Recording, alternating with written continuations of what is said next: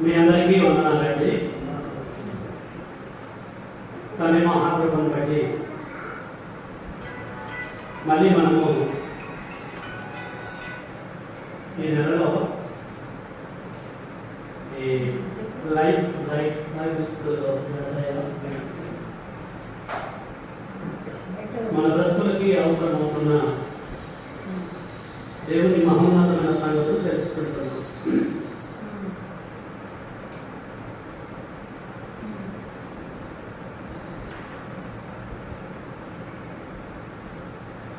Okay,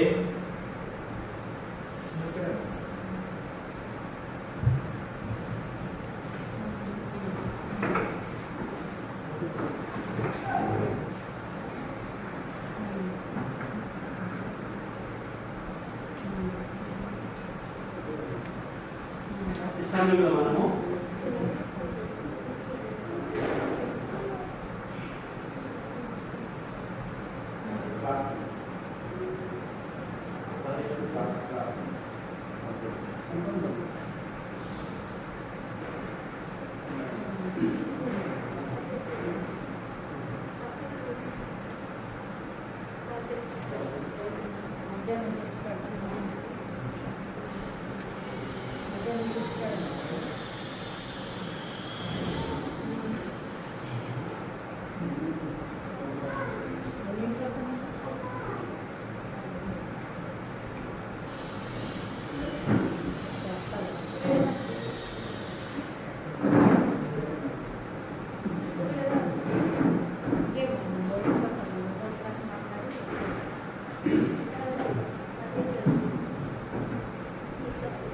నీటి మూలముగా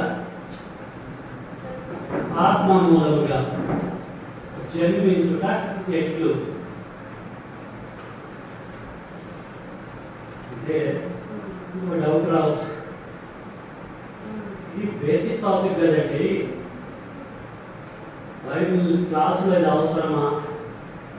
జనరల్గా అవసరం, తప్పేం లేదు. కొన్ని సబ్జెక్టులు మనం ధ్యానిస్తూ ఉంటే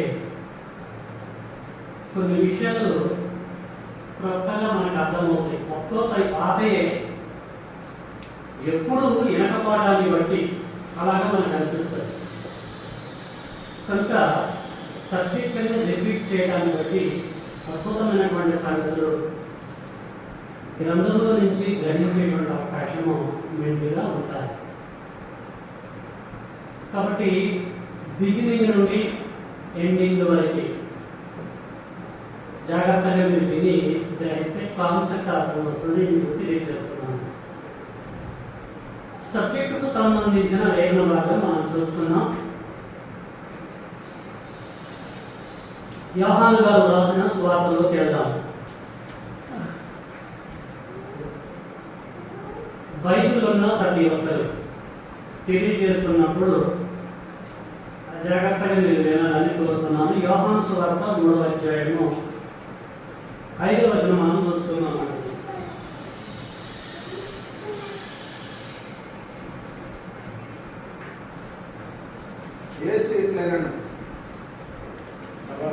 యేసు ఇట్లన్నాడు, ఒకడు నీటి మూలముగాను, ఒకడు వాడు ఎవడైనా సరే ప్రపంచంలో నీటి మూలంగాను ఆత్మ మూలముగాను ప్లస్ ఆత్మ మూలంగాను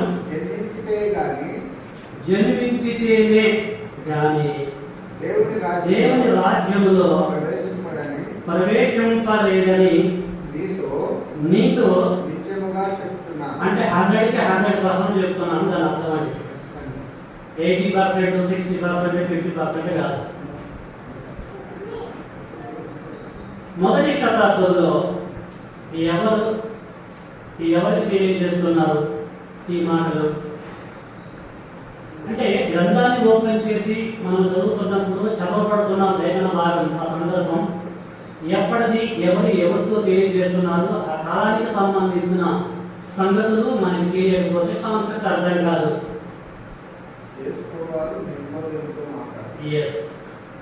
యేసు క్రీస్తుల వారు నీకోదేవుతో తెలియజేస్తారు. నీకోదేవు ఎవరు? ఎవడి యూదుల అధిపతి.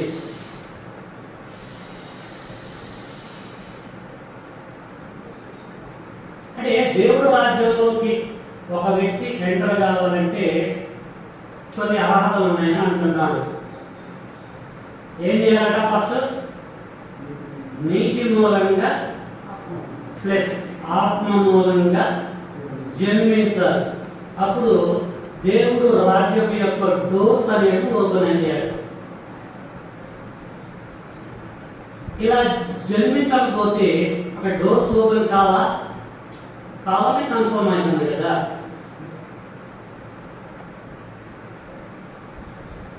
ఒక వ్యక్తి ఈ లోకంలోనికి ఎంటర్ కావాలంటే, ఒక వ్యక్తి తల్లి గర్భంలో నుంచి ఈ లోకంలోనికి ప్రవేశించాలంటే ఆ వ్యక్తి ఎలాగ పుట్టాలి?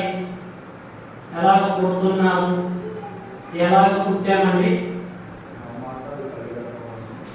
తల్లి ద్వారా తండ్రి ద్వారా వారిద్దరి యొక్క కలయికతో ఈ లోకంలోనికి మనం ప్రవేశిస్తున్నాం. రైట్? ఈ లోకంలోనికి ప్రవేశించాలంటే ఒక ప్రాసెస్ ఉంది. బ్రతికి బట్ట కట్టాలంటే ప్రాసెస్ ఉంది. ఎందుకంటే తల్లి ద్వారా తండ్రి ద్వారా ఆ కార్యం జరగాలి. జరగకపోతే ప్రవేశించడానికి కుదరదు. ఇది వాస్తవమైనప్పుడు ఒక్క వ్యక్తి దేవుని రాజ్యంలోకి ప్రవేశించాలంటే నీటి మూలంగా ఆత్మ మూలంగా ఖచ్చితంగా జన్మించాలి. అయితే మరి నీటి మూలంగా ఆత్మ మూలంగా జన్మించాలంటే జన్మించటం ఎట్లా? జన్మించేది ఎలాగా? దీన్ని ఎలాగ అర్థం చేసుకోవాలి? అక్షరార్థంగా అర్థం చేసుకోవాలా? భావపూర్వకంగా అర్థం చేసుకోవాలా? ఈ కాన్సెప్ట్ మనకు అర్థం కావాలంటే సంగతులు లేక టాపిక్ పైపైన చదివితే అర్థమైందా? లోతుగా చదివితే అర్థమైందా? పౌలు గారు కొరింథీయులకు పత్రిక రాస్తూ ఏం తెలియచేశాడో మనం చూసుకుందాం. అపోస్తులైన పౌలు గారు కొరింథీయులకు రాసిన 2వ పత్రిక 10వ అధ్యాయము 7వ వచనం అండి.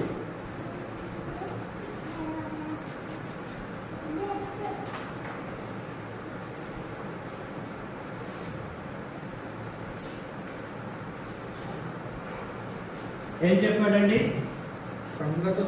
సంగతులను టాపిక్స్ ఉన్నాయి. ఏదైనా ఒక టాపిక్ మీకు అర్థం కావాలంటే అది గాస్పల్ మీటింగ్లోనే కావచ్చు, బైబిల్ స్కూల్లోనే కావచ్చు, అది ఎక్కడైనా సరే ఒక టాపిక్ మీకు అర్థం కావాలంటే సంగతులను పైపైనే మీరు చూస్తున్నారు. పైపైన చూస్తే అర్థం కాదు. పైపైన చూస్తే అర్థం కాదు అంటే లోతుకి వెళ్ళి చూడాలి. మరి లోతుకి వెళ్ళి మనం చూస్తున్నామా? కొన్ని టాపిక్స్ మనకు అర్థం కావాలంటే సత్యము పైన ఉంటుందా? సత్యము లోపల ఉంటుందా? ప్రసంగి గ్రంథంలో జ్ఞాని అయినటువంటి సొలొమోను ఏమంటుందో చూద్దాం. ప్రసంగి గ్రంథము 7వ అధ్యాయము 24. సత్యమైనది దూరంగాను, సత్యమైనది టాపిక్ అది దూరముగాను బహులోతుగాను ఉన్నది. లోతుగా ఉందా? బహులోతుగా ఉందా? బహులోతుగా.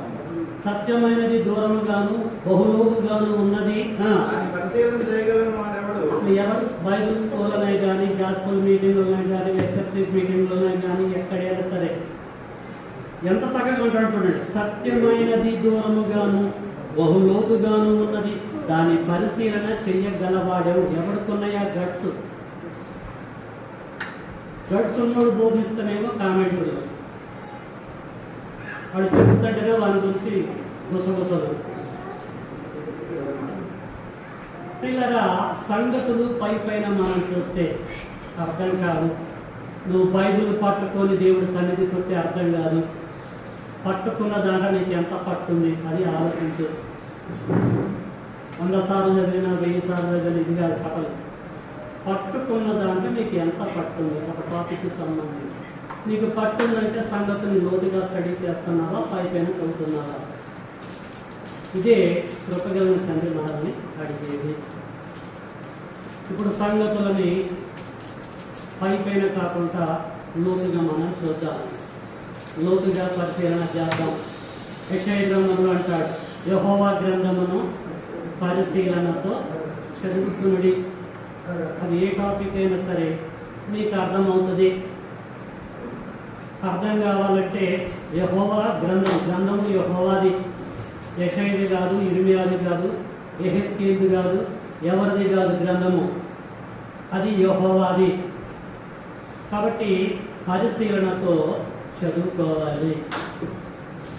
వాటికి మనం పరిశీలనతో ప్రియులారా చదువుకుందాం. ఫస్ట్ నీటి మూలంగా అంటే ఏంటో దాని యొక్క భావాన్ని గ్రహిద్దాం, లోతుగా వెళ్ళి.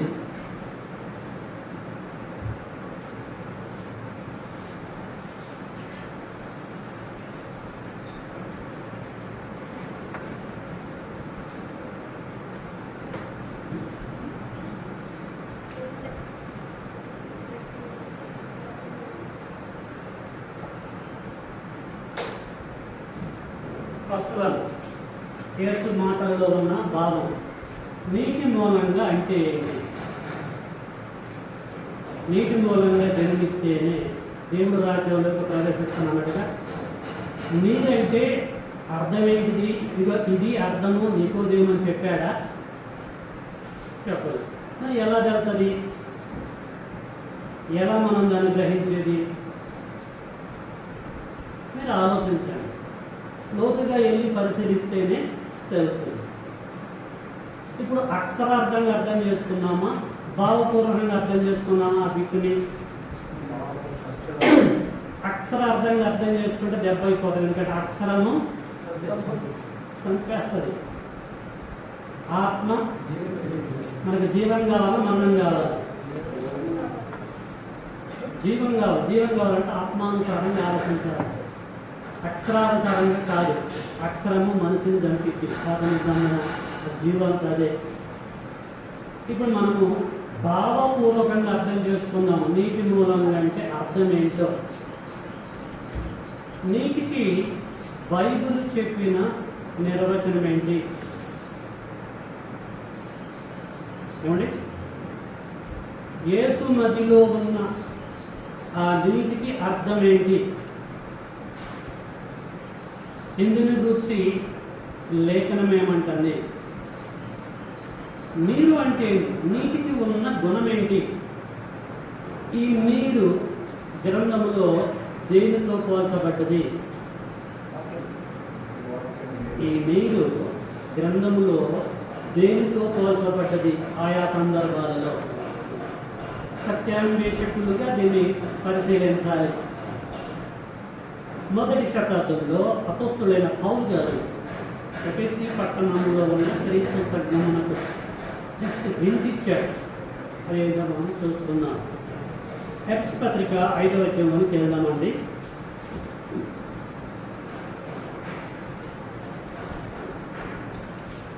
ఎఫెసీలకు రాసిన పత్రిక 5వ అధ్యాయంలో సంఘాన్ని గురించి మాట్లాడుతున్నాడు. ఎఫెసీలకు రాసిన పత్రిక 5వ అధ్యాయంలో సంఘమును గురించి పౌలు గారు మాట్లాడుతూ 26కి వచ్చేసరికి 26వ లేఖనానికి వచ్చేసరికి ఏమంటున్నాడో మనం చూస్తున్నాం. 25 కానించి, పురుషులారా మీరును మీ భార్యను ప్రేమించుడి, అటువలే క్రీస్తు కూడా సంఘమును ప్రేమించి అది కలంకమైనను ముడతైనను అటిది మరి ఏదైనను లేక పరిశుద్ధమైనది గాను నిర్దోషమైనది గాను మహిమగల సంఘము గాను ఆయన తన ఎదుట దానిని నిలబెట్టవాలని వాక్యముతో ఉదక స్నానము చేత దానిని పవిత్రపరిచి దేనిని పవిత్రపరిచి సంఘమును యేసుక్రీస్తుల వారు పవిత్రపరిచేట సంఘమును దేని ద్వారా? వాక్యము ద్వారా. వాక్యము ద్వారా ఏం చేసినట్టండి? ఉదక స్నానము చేత దానిని పవిత్ర చేసిండట. అంటే వాక్యముతో ఉదక స్నానం చేయించిండట. అది పవిత్రపరచబడతారు. వాక్యము ప్రియుల మనుషుల్ని స్నానం చేపిస్తుందా? మనుషులకి వాక్యము మనుషులకి స్నానం చేపిస్తుందా? స్నానం మనం వాక్యంతో చేస్తున్నామా, నీళ్ళతో చేస్తున్నామా? జనరల్గా నీళ్ళతో. కానీ ఇక్కడ ఏమంటున్నాడు యేసుక్రీస్తు వాక్యముతో ఉదక స్నానం చేసిండట సంఘాన్ని. సంఘం అంటే ఎవరు? పిలువబడ్డవారు. మనము పరిశుద్ధులని యేసుక్రీస్తు వారు వాక్యంతో స్నానం చేయించిండట. అంటే వాక్యము మనసుని స్నానం చేపిస్తుందా? అంటే వాక్యానికి ఉన్న గుణం ఏంటంటే అది నీటితో సమానము. Did you catch my point? వాక్యము ఈజ్ ఈక్వల్ టు వాటర్ లేక నీరు. ఈ సందర్భంలో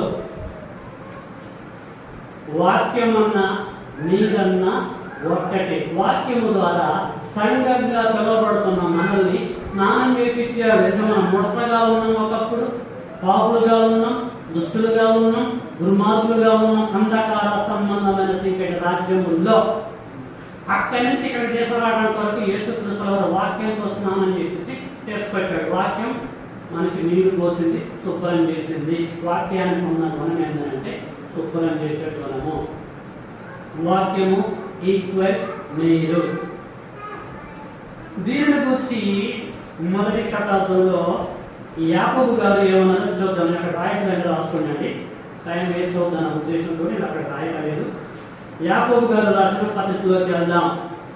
ఉన్న సమయంలో సబ్జెక్ట్ క్లోజ్ చేయాలి కనుక నేను అక్కడ బోర్డు దగ్గరికి వెళ్ళలేదు, రాయట్లేదు. యాకోబు రాసిన పత్రిక 1వ అధ్యాయము 18లో యాకోబు గారు ఆయా ప్రాంతాల్లో సెటిల్డ్ అయిపోయి చెదిరిపోయి కృపగలిగిన తండ్రిని మహిమపరుస్తున్నటువంటి క్రైస్తవ జనాంగానికి ఏం తెలియజేస్తుందో చూద్దాం. 18.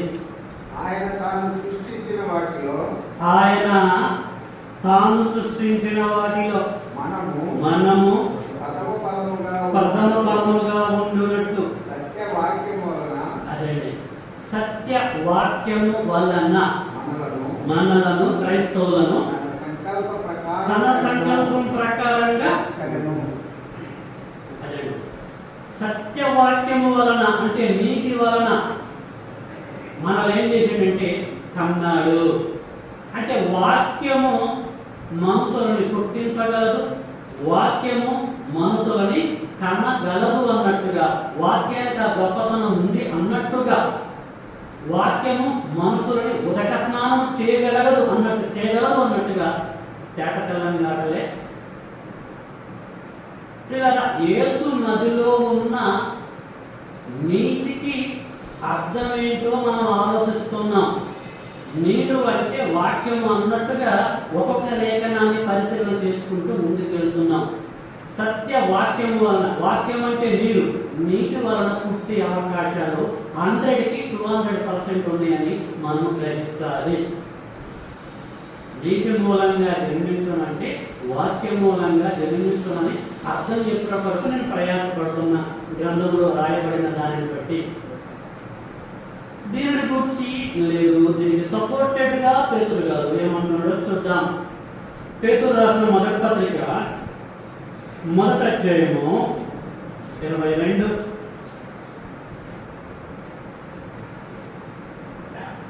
పేతురు గారు రాసిన మొదటి పత్రిక 1వ అధ్యాయము 22. మీరు క్షయము అంటే నాశనం అయిపోయేది. మీరు క్రైస్తవులారా క్షయ బీజము నుండి, బీజం అంటే విత్తనము, మీరు క్షయ బీజము నుండి కాక శాశ్వతముగా జీవము గల దేవుని వాక్యం మూలంగా, దేవుని వాక్యం అంటే నీరు, నీటి మూలముగా అక్షయ బీజము నుండి పుట్టారు.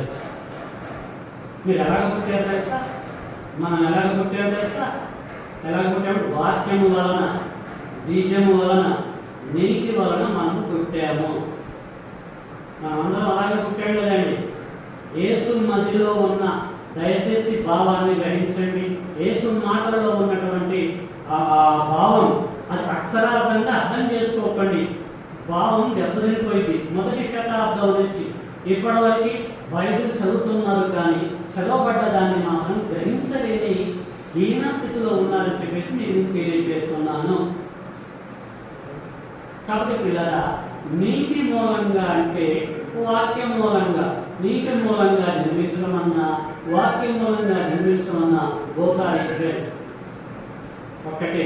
మన అందరం కూడా వాక్యం మూలంగా పుట్టినటువంటి వారినే దేవుని యొక్క రాజ్యంలో, అనగా నీటి మూలంగా నిర్మించినటువంటి వారినే. లాస్ట్ రెఫరెన్స్ నీటికి బైబిల్ చెప్పిన డెఫినేషన్ కొరకు చివరి లేఖనము. చాలా ఉన్నాయి, అవసరం లేదు, సబ్జెక్ట్ పెట్టేసింది. కొరింథీయులకు పౌలు గారు పత్రిక రాస్తూ ఏమంటున్నాడో మనం చూస్తున్నాం. 2వ కొరింథీ, మొదటి కొరింథీ అపోస్తలుడైన పౌలు గారు కొరింథీయులకు రాసిన మొదటి పత్రిక 4వ అధ్యాయము 16వ వచనం.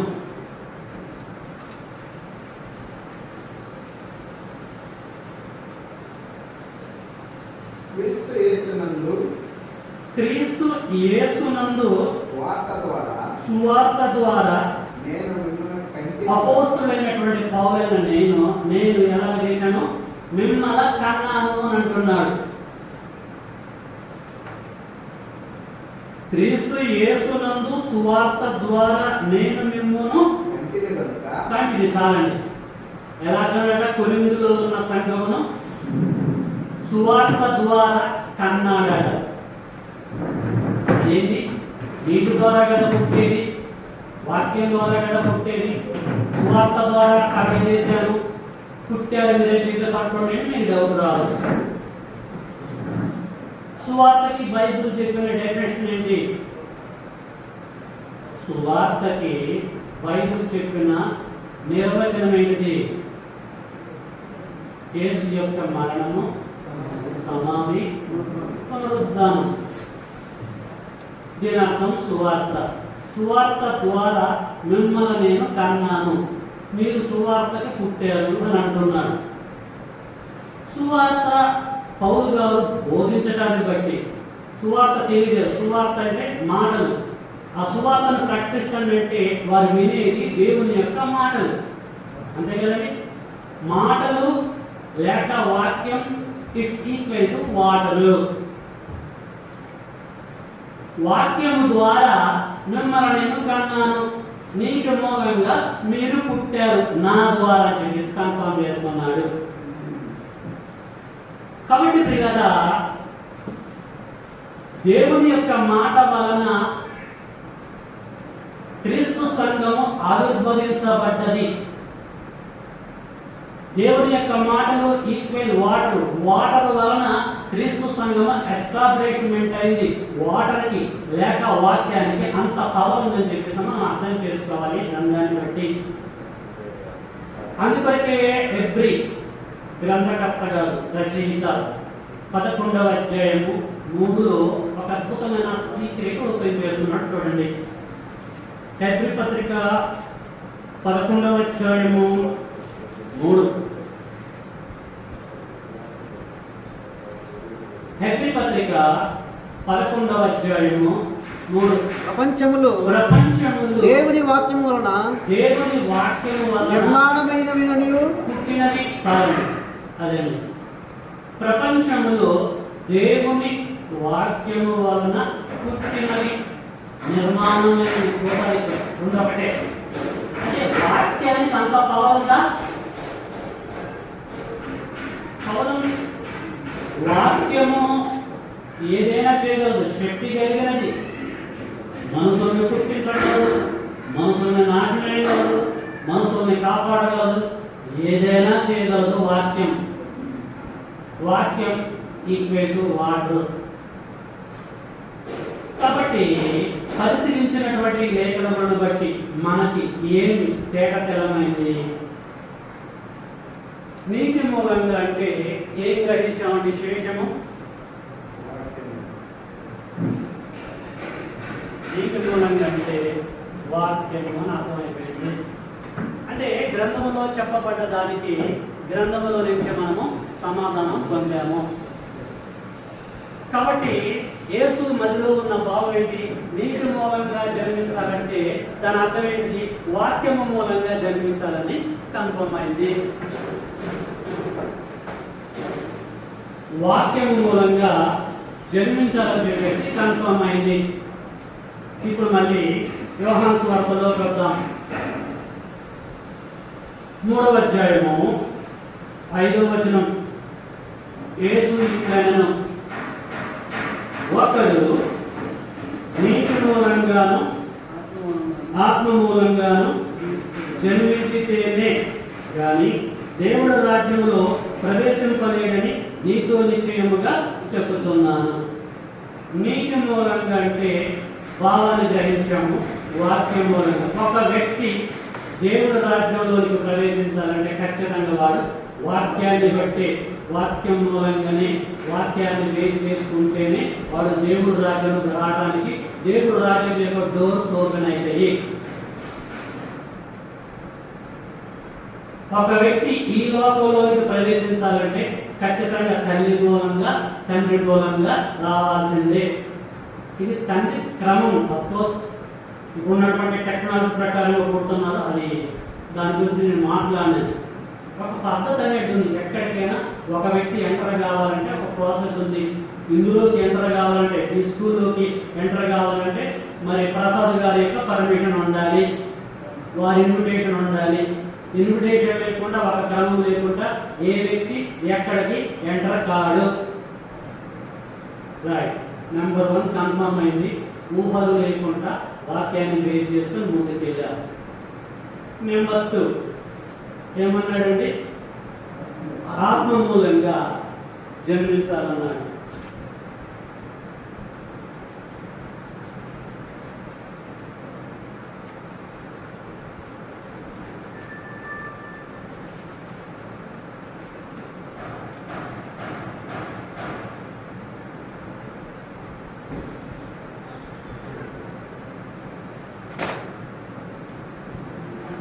ఆత్మ మూలంగా జన్మించాలన్నాడు అంటే ఏంటి?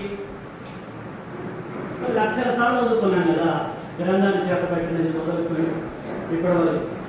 What is the definition of that? ఆత్మకి బాధ్యత చెప్పిన నిర్వచనం ఏంటి? ఆత్మ మూలంగా జన్మిస్తేనే డోర్స్ ఎంటర్ అయితే, ఓపెన్ అయితే. జన్మిద్దాం, ఆల్రెడీ జన్మించాము, కాన్సెప్ట్ తెలియకుండా. ఇప్పుడు తెలుసుకుందాం తప్పేంటి. ఆత్మ మూలంగా జన్మించడం అంటే గ్రంథములో 66 పుస్తకాలు ఉన్నాయి. 66 పుస్తకాలలో ఏక పరిశుద్ధ గ్రంథం అని మన చేతిలో ఉంది. ఈ 66 పుస్తకాలలో తండ్రి దేవుడు ఆత్మే కాదండి. యోహాను సువార్త 4:24 దేవుడు ఆత్మ దానికి ఆత్మ ఉంది. ఆ ఆత్మ మూలంగా జన్మించాలా?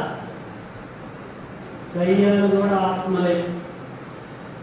ఆ ఆత్మల మూలంగా జన్మించాలా? పరిశుద్ధాత్ముడు కూడా ఆత్మే.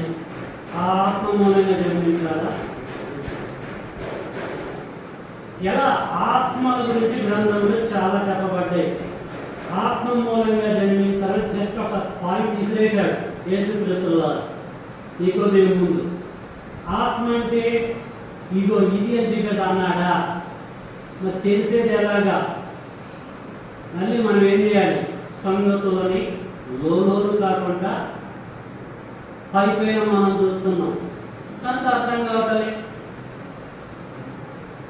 సంగతులు లోపలికి వెళ్ళి చూస్తేనే, పరిశీలిస్తేనే గ్రంథం మనకు అర్థమవుతుంది, కాన్సెప్ట్ అర్థమవుతుంది.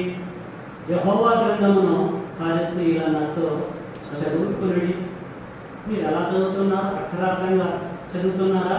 ఒక టెక్స్ట్ బుక్ వల్ల చదువుతున్నారా? రసాయన శాస్త్రం వల్ల చదువుతున్నారా? అర్థం కాదు. నువ్వు లక్షల సార్లు చదువు, కోట్ల సార్లు చదువు. ఎహెజ్కేలు గ్రంథం దేని గురించి చెప్తుంది చెప్పు. ప్రకటన గ్రంథం యొక్క కాన్సెప్ట్ ఏంటో చెప్పు. టోటల్ బైబిల్ యొక్క కాన్సెప్ట్ చెప్పు. తెలవదు. ఏం చదువుతున్నావు? నీకు నీకు ఏం అర్థమైంది? జస్ట్ పట్టుకుంటూ వస్తున్నావు. పట్టుకున్న దాకా నీకు ఎంత ఉంది పట్టు? 0. ఇది తెలుసుకునేది ఎప్పుడు? అఫ్కోర్స్ బేసికల్ థింగ్స్. నీకు బేసికల్ వాటి మీద పట్టు లేదు కదా. నీకు ఇది చాలా సంగతులు ఉన్నాయి గ్రంథంలో, అవి అర్థమయ్యేది ఎప్పుడు నీకు? అందుకొరకే హెబ్రీ గ్రంథం యొక్క రచయిత అంటాడు 6వ అధ్యాయంలో, మీరు క్రైస్తవుని కూర్చొని మూల పాఠాలతో మేము మానండి, సంపూర్ణ గాలి బిర్యానీ తినండి, ఎప్పుడు పాలు పెరుగన్నం పచ్చళ్ళు పాత చింతకాయలు రకరకాలం పాత చింతకాయలు పచ్చళ్ళు రకరకాల ఫుడ్స్ ఉన్నాయి కదా గ్రంథంలో. మరి వాటిని తెలుసుకోదు ఎప్పుడు? తెలుసుకోవాలి. ప్రతి దాని మీద మనకి తెలుసుకోవాలండి. యేసు చెప్పి నీకు దేవుడు ఇప్పటికీ దాదాపు 2000 చిల్లర సంవత్సరాలు అవుతుంది, ఇప్పటికీ దాని భావన గ్రహిస్తలేదు అని అర్థం లేని చెప్పేసి చదువుకొని పోతున్నాం మనం. సత్యాన్వేష అలా చేయడు. వాడు సత్యాన్ని పరిశీలిస్తూనే ఉంటాడు అంటే హీజ్ డెత్. యేసు వచ్చేంత వరకు వాడు చచ్చేంత వరకు లేఖనాలు పరిశీలన చేయడమే ధర్మం. చేయొద్దా లేఖనాలు పరిశీలన? నీ ఇంటికి వచ్చే కూరగాయలు పోయేటప్పుడే పరిశీలిస్తున్నావు కదా, ఈ కుచ్చులు ఉన్నాయా, ముదిరిపోయినాయా, వాడిపోయినాయా, ఎలాగున్నాయి, తాజాగా ఉన్నాయి, అక్కడ పరిశీలిస్తున్నావు. నువ్వు కొనే ఒక చీర విషయంలో పరిశీలిస్తున్నావు, పిల్లలు స్కూల్లో ధ్యానం చేయించే విషయంలో పరిశీలిస్తున్నావు, ఒక సబ్బు కొనే విషయంలో, ఒక పేస్ట్ కొనే విషయంలో, ఏ చేసాను పరిశీలిస్తున్నావు కదా. మరి నిన్ను తీసుకెళ్ళే లేఖనాల దగ్గర నీకు పరిశీలన వద్దా? చూద్దాం. యేసు మధ్యలో ఉన్న ఆత్మ మూలంగా జన్మించడం ఏంటంటే విచిత్రంగా లేదు. తల్లిదండ్రుల మూలంగా జన్మించాడు ఎవడైనా. మరి ఏ సైడ్ దేవుడు రాజ్యంలో ప్రవేశించాలంటే ఆత్మ మూలంగా జన్మించాలని అంటాడు. ఆత్మకు ఆకారం ఉంటుందా? మరి ఆకారం లేనప్పుడు ఎలాగా జన్మించేది, పుట్టేది? కొన్ని గ్రంథంలో యేసు చెప్పిన ప్రకారంగా ఆత్మ మూలంగా పుట్టినటువంటి వ్యక్తులు ఎవరైనా ఉన్నారా? యేసు నికోదేముతో చెప్పిన ప్రకారంగా ఒక వ్యక్తి ఆత్మ మూలంగా పుట్టిన సందర్భం గ్రంథంలో ఉందా? నా మాట మీకు అర్థమవుతున్నాయా లేకపోతే నా ప్రయాసం అర్థమవుతుందా? యేసు ఏదో అనుభవతుడు చెప్పినట్టుగా ఉంది, మనకు అర్థమవుతుంది. ఆత్మ మూలంగా పుట్టాలంటే ఆయన ఆత్మ మూలంగా పుట్టిండా, శరీరం మూలంగా పుట్టాడా? చూద్దాం. ఇందుని గురించి లేఖనము ఏమంటుంది? ఊహలోకి మనకి వాక్యమే అంటుంది. చూద్దాం. లూకాసు వార్తలోకి వెళ్దాం.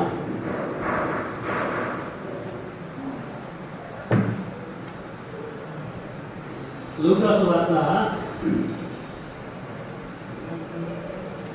మొదటి అధ్యాయము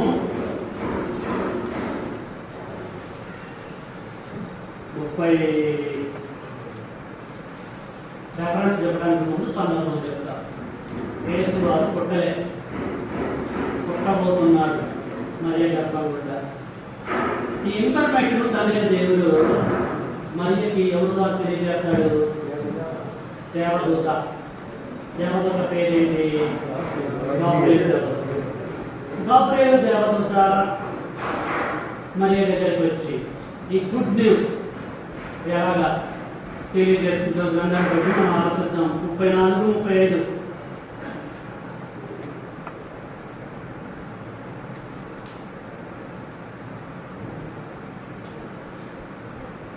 ఓకే, 26 క్లాసులు స్పీడ్ చదువుతున్న చూడండి. 6వ నెలలో గబ్రియేలు దేవదూత గలిలయలోని నజరేతు అను ఊరిలో దావీదు వంశస్థుడైన యేసు ఒక పురుషునికి ప్రదానం చేయబడిన కన్యక యొద్దకు దేవుని చేత పంపబడెను. ఆ కన్యక పేరు మరియ. ఆ దూత లోపలికి వచ్చి ఆమెను చూసి, దయాపాత్రురాలా, నీకు శుభం, ప్రభు నీకు తోడై ఉన్నాడని చెప్పెను. ఆమె ఆ మాటకు బహుగా తొందరపడి ఈ శుభవచనం ఏమిటో అని ఆలోచించుకుంటుండగా దూత, మరియ డోంట్ వరీ, అంటే మన భాషలో భయపడము, దేవుని వలన నీవు కృప పొందితివి. ఇదిగో నీవు గర్భం ధరించి కుమారుని కని ఆయనకు యేసు అని పేరు పెట్టుదువు. ఆయన గొప్పవాడై సర్వోన్నతుని కుమారుడు అనబడును. ప్రభు అయిన దేవుడు ఆయన తండ్రి అయిన దావీదు సింహాసనమును ఆయనకి ఇచ్చును. ఆయన యాకోబు వంశస్థులను యుగములు ఏలును. ఆయన రాజ్యము అంతము లేనిదై ఉండునని ఆమెతో చెప్పెను. 34 మరి ఇక డౌట్ వచ్చేసింది. అందుకు మరియా, నేను పురుషుణ్ణి ఎరగని దాన్ని, ఇది ఎలాగా జరుగునని దూతతో అనగా, దూత పరిశుద్ధాత్మ నీ మీదికి వచ్చును, సర్వోన్నతుని శక్తి నిన్ను కమ్ముకొనును, కనుక పుట్టబోవు శిశువు పరిశుద్ధుడై దేవుని కుమారుడు. నువ్వు ఎలాగ గర్భాన్ని ధరించబోతున్నావు. Don't worry about your inner thoughts, leave it. పరిశుద్ధాత్ముడు నీ మీదికి వస్తాడు, నువ్వు గర్భాన్ని ధరిస్తావు. అంటే పరిశుద్ధాత్ముడు వలన ఒక వ్యక్తి గర్భాన్ని ధరించే అవకాశాలు ఉన్నాయా? అకార్డింగ్ టు ఏంజెల్ స్టేట్మెంట్ చెప్తుంది కదా. అది కాక పురుషుని ఎరగలేదు ఇప్పటివరకు, నేను జస్ట్ వివాహం అయింది, ప్రదానం చేయబడ్డది అని అనుకుంటున్నావు కదా. అంటే నీ కాన్సెప్ట్ ఏంటంటే గర్భాన్ని ధరించాలంటే భార్యాభర్తలు కలవాలి. ఒక వ్యక్తి లోకంలోకి ప్రవేశించాలంటే భార్యాభర్తలు కలవాలి, భార్యాభర్తలు రావాలనేది నువ్వు చెప్పే కాన్సెప్ట్. ఓకే, ఇప్పుడు నేనేం చెప్తున్నానంటే డోంట్ వరీ, పరిశుద్ధాత్ముడు నిన్ను నమ్ముకుంటాడు, నువ్వు గర్భవతి అవుతావు. నువ్వు గర్భవతి అయినావంటే పరిశుద్ధాత్ముడు వలన జరుగుతుంది అని అంటున్నాను. అంటే పరిశుద్ధాత్మ వ్యక్తులని కనే అవకాశం ఉందా? పరిశుద్ధాత్మ సహాయాన్ని బట్టి యేసుక్రీస్తు వారు గర్భాన్ని పుట్టాడని చెప్పి మనకు అర్థం కావట్లేదా? ఇందులో కన్ఫ్యూజ్ కావాల్సిన అవసరం లేదు. దీనికి సపోర్టెడ్గా మరొక లేఖనం మనము చూసుకుందాం. 20వ వచనం,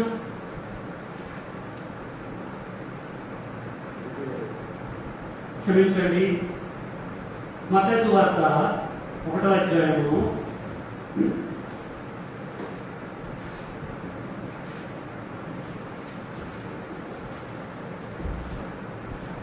18వ వచనం. యేసుక్రీస్తు జననం విధం ఎట్లనగా, ఆయన తల్లి అయినటువంటి మరియా యేసువునకు ప్రదానం చేయబడిన తరువాత వారేకము కాక మనకు ఆమె పరిశుద్ధాత్మ వలన గర్భవతిగా ఉండేను. ఆమె పరిశుద్ధాత్మ వలన గర్భవతిగా ఉండేను. ఒక వ్యక్తి, ఒక స్త్రీ గర్భవతిగా ఉండాలంటే భర్త యొక్క కలయిక వల్ల జరిగింది. కానీ ఇక్కడ ఏం జరుగుతుంది? ఆయన తల్లి అయిన మరియా యేసువునకు ప్రదానం చేయబడిన తర్వాత వారేకము కాక మనకు ఆమె పరిశుద్ధాత్మ వలన గర్భవతిగా ఉండేను. గర్భవతిగా ఉన్నది. ఆమె గర్భంలో పుట్టిన యేసు పరిశుద్ధాత్ముడు వలన జరిగింది. పరిశుద్ధాత్ముడు ఒక వ్యక్తిని కనే అవకాశం మెండుగా ఉంది. అంటే పరిశుద్ధాత్ముడికి, పరిశుద్ధాత్మ దేవునికి ఆ పవర్ ఉందా? చేయగలడా?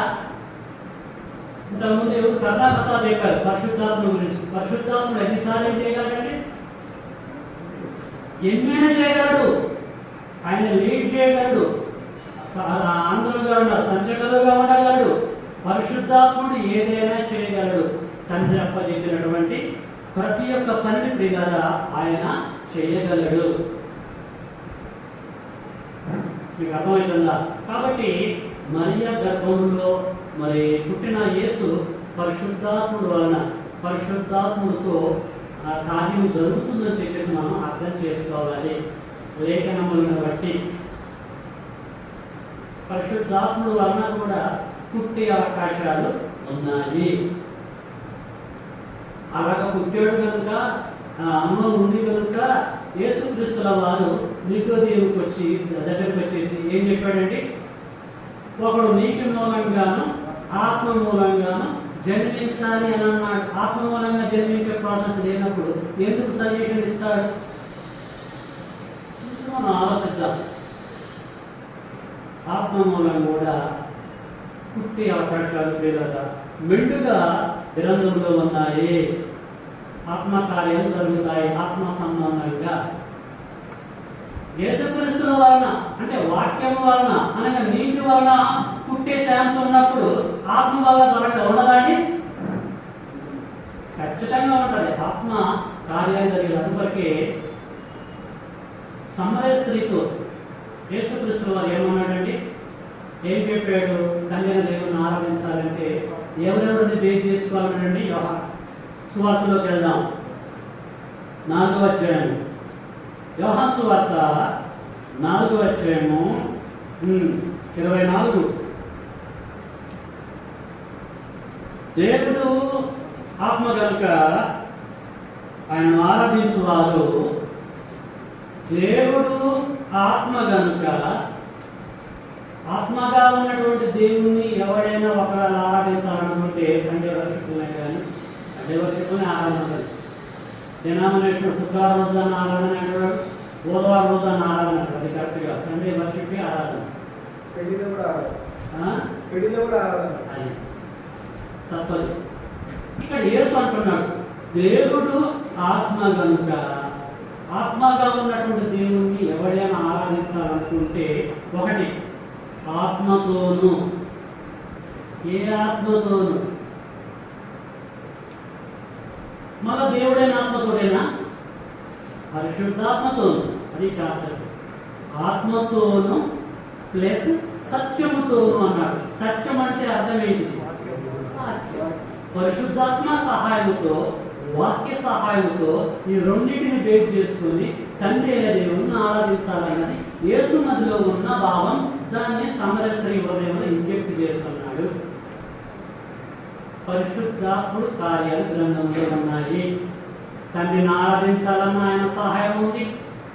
ఒక వ్యక్తి ఆత్మ సంబంధంగా పుట్టాలన్న పరిశుద్ధాత్మ సహాయం ఉంది. ఆయన ఎన్ని కార్యాలైనా చేయగలడండి. సృష్టి కార్యం జరిగించినప్పుడు సూపర్వైజర్ కూడా చేయాలి. ఆ అద్భుతమైనటువంటి ప్రక్రియ రేపు వర్క్ కృపగల తండ్రి పరిశుద్ధాత్మకి అప్పచెప్పాడు. ఏ టైంలో ఏ వర్క్ చేయాలో ఇది విషయం. ఆత్మ అంటే ఏంటో అర్థము మీకు అర్థమైందని చెప్పేసి నేను ఆగుతున్నాను. ఇప్పుడు మళ్ళీ యోహాను సువార్తలోకి వెళ్దాం. నికోదేము దగ్గరికి 3వ అధ్యాయము 3వ అధ్యాయము 5వ వచనం. యేసు ఇట్లనెను, ఒకడు నీటి మూలంగా ప్లస్ ఆత్మ మూలంగా జన్మించితేనే గాని దేవుడు రాజ్యంలో ప్రవేశింపలేడని నీతో నిశ్చయముగా చెబుతున్నాను అన్నాడు. దీని భావం ఏంటి? అసలు ఒరిజినల్ దీని కాన్సెప్ట్ ఏంటని లేఖనాలు పరిశీలన చేసుకుంటూ వచ్చాం. నీతికి అర్థం ఏంటో గ్రహించాం. వాక్యము అని. ఆత్మకి అర్థం ఏంటో గ్రహించాం. తండ్రి దేవుడు కాదు కానీ పరిశుద్ధాత్మ దేవుడు అని చెప్పేసి మనము గ్రహించాం. సో ఇలాగే ఎవరైతే జన్మిస్తారో ఈ జన్మించినటువంటి ఈ జన్మ కొత్త జన్మ, పాత జన్మ. 3వ వచనం యోహాను సువార్త 3వ వచనం. అందుకు యేసు అతనితో, ఒకడు కొత్తగా జన్మించితేనే గాని, కొత్త జన్మ అన్నమాట ఇది. కొత్తగా జన్మించడం, నీటి మూలంగా ఆత్మ మూలంగా జన్మించడం అనేది కొత్త జన్మ. మరి పాత జన్మ ఏంటి? ఎలాగ జన్మించాం మనం? పాత వర్షం ఏంటి? తల్లి గర్భం గుండా వచ్చాం. పాత జన్మ తల్లి మూలంగా తండ్రి మూలంగా జరిగింది పాత జన్మ. ఇదేమో కొత్త జన్మ. కొత్తగా జన్మిస్తేనే, ఈ ప్రాసెస్లో జన్మిస్తేనే పరలోకపు రాజ్యం యొక్క డోర్స్ ఓపెన్ అవుతాయి. అలాగే మనం జన్మించి ఇందులోకి మనం వచ్చాం. ఇంతకీ దేవుని రాజ్యం అంటే ఏంటి? దేవుని రాజ్యం మనకు బైబిల్ చెప్పిన నిర్వచనం ఏంటి? సహోదరులు ప్రసాద్ గారు రాత్రి అన్నారు, తెలిసిన సంగతుల నుంచి కొన్ని తెలియని సంగతులు చెప్పండి. తెలిసిన సంగతులే చదువుతున్నప్పుడు అందులో నుంచి కొన్ని తెలియని సంగతులు, ఇప్పటికీ అందని సంగతులు చెప్పండి అని చెప్పడాన్ని బట్టి నేను చెప్తున్నాను. నేను ప్రొఫెసర్స్ కూడా, స్కూళ్ళలో ప్రిన్సిపాల్స్ కూడా నోన్ టు అన్నోన్ వేలో దేవుడి జ్ఞానాన్ని బోధిస్తారు. అంటే నోన్ టు అన్నోన్ థింగ్స్ అంటే తెలిసిన వాటిలో నుంచి తెలియని సంగతులు బోధించడమే లెక్చరర్స్ యొక్క ఉద్దేశం, టీచర్స్ యొక్క ఉద్దేశం. వాళ్ళు అలాగే ఫాలో అవుతారు. సో నేను కూడా ఈ గ్రంథాన్ని బట్టి అలాగే చెప్పాలని చెప్పి నిర్ణయించుకొని చెప్తున్నాను. దేవుడి రాజ్యం అనగా ఏంటి, అది ఎలా ఉంటుంది? దేవుడి రాజ్యం కొరకు ఎదురు చూస్తూ ఉంటున్నారు కొంతమంది మహానుభావులు. నీ రాజ్యం వచ్చునుగాక అంటే దాని అర్థం ఏంటి? ఇంకా రాలేదని, రాబోయే రాజ్యం గురించి ప్రార్థన చేస్తారు. సో ఇక దేవుడి రాజ్యం రాలేదా? వచ్చింది అన్నారు. వస్తే ఏంటి, అది ఎలా ఉంటుంది, దాని కలర్ ఏంటి, దాని మందం ఏంటిది, దాని రూపం ఏంటి, మనం పంచుకోగలరా? దేవుని రాజ్యమునకు బైబిల్ చెప్పిన డెఫినేషన్ ఏంటి? రాజ్యం అంటే మీరేమనుకుంటున్నారు? పాత నిబంధనలో ఇశ్రాయేలు జర్నీ చేస్తున్న సమయ సందర్భాలు ఈజిప్టు నుండి కానానికి వెళ్తున్న అరణ్య మార్గం కూడా పరమ తండ్రి మోషే ద్వారా ఇశ్రాయేలుకి జస్ట్ హింట్ ఇచ్చాడు. ఏమని? మీరు నా మాట కనుక వింటే కానాలోకి వెళ్ళలేదు. మీరు నా మాట వింటే మీరు ఎలా ఉంటుంది సార్? యాజక రూపమైన రాజ్యంగాను పరిశుద్ధ జనంగాను ఉంటారు. ఏది? మీరు నా మాట వింటే కానానికి వెళ్ళిన తర్వాత పరిశుద్ధ జనంగా యాజక రూపమైన రాజ్యంగా మీరు ఉంటారు. ప్రత్యేక రాజ్యం ఎక్కడ ఉందనుకోకండి. నా మాట మీరు వింటే మీరు రాజ్యమే అన్నాడు. ఓల్డ్ టెస్టమెంట్కి. మరి నూతన నిబంధనల రాజ్యానికి బైబిల్ చెప్పిన నిర్వచనం ఏంటి? రాజ్యం అంటే ఎవరండి? అసలు రాజ్యం అంటే జరగగా ఏం అర్థమైంది? దేశం అంతే కదా. రాజ్యం అన్నా దేశం అన్నా పోత ఈక్వల్. దేశం అంటే మట్టి కాదు, దేశం అంటే మనుషులే. రాజ్యం అన్నా కూడా ఇంతే పరిశుద్ధులు పిలువబడినటువంటి వారు. అదే క్రీస్తు సంఘం. క్రీస్తు సంఘమే దేవుని యొక్క రాజ్యం. ఇది ఎప్పుడు ఎస్టాబ్లిష్మెంట్ అయింది? పెంతెకోస్తు అనే పండుగ దినాన. ఎవరి ప్రసంగంతో? పేతురు గారి యొక్క ప్రసంగంతో. ఎంతమంది ఈ రాజ్యంలోకి ఎంటర్ అయ్యారు? ఇంచుమించు 3000 మంది అందులోకి యాడ్ అయ్యారు దేవుడు రాజ్యంలోకి. మనమేమో 21వ శతాబ్దంలో నీటి మూలంగా ఆత్మూలంగా జన్మించి ఎంటర్ అయ్యాం. డోర్స్ ఓపెన్ అయ్యాయి. ఓకే, అది అదే ఇప్పుడు 12 మంది ఉన్నారు ఇక్కడ. Super bit. చాలా మంది క్యాష్ అయిపోతుంది. కనుక ప్రియులారా, దేవుని రాజ్యం అనగా క్రీస్తు సంఘం ఇందులోకి ఎంటర్ కావాలంటే డబ్బులుంటే ఎంటర్ కాదు, అందంగా ఉంటే ఎంటర్ కాదు, ఎలాగున్నా ఎంటర్ కాదు. అర్థమైందండి మీకు? ఎంటర్ కావాలంటే ఖచ్చితంగా నీటి మూలంగా జన్మించాలి, అంటే వాక్యం మూలంగా. తర్వాత ఆత్మ మూలంగా జన్మించాలంటే పరిశుద్ధాత్మ యొక్క గైడెన్స్తో సహకారంతో పుట్టినప్పుడే క్రీస్తు సంఘంలోకి ప్రవేశం అనేది ఉండాలి. ఈ క్రీస్తు సంఘము లేక దేవుని యొక్క రాజ్యము ఎస్టాబ్లిష్మెంట్ అయి ఇప్పటికి ఎంతకాలం అవుతుంది? ఏమండి, ఎంతకాలం అవుతుంది? క్రీస్తు తన రాజ్యాన్ని లేక సంఘాన్ని కట్టి ఎంతకాలం అవుతుంది? దాదాపు 2000 ఏళ్ళు అవుతుంది కదా. యేసు వచ్చేంత వరకు రాజ్యం ఉంటుంది. మనం చచ్చిపోయిన తర్వాత కూడా ఇది ఉంటుంది. ఏ వ్యక్తి అయినా ఇందులోకి ప్రవేశించాలంటే వే ఇదే, మార్గం ఇదే. ఈ మార్గం కాకుండా నేను మరొక మార్గంలో వస్తాను, రాజ్యంలో ఉంటాను, ప్రార్థిస్తాను అంటే కథలు కుదరవు. ఒక మాట చెప్పాలంటే. కాబట్టి పిల్లరా, ఇప్పటివరకు మీలో ఎవరైనా దేవుని రాజ్యంలోనికి ప్రవేశించకపోతే, ఇన్ కేసు ప్రవేశించండి. ఎలా? నీటి మూలంగా, ఆత్మ మూలంగా.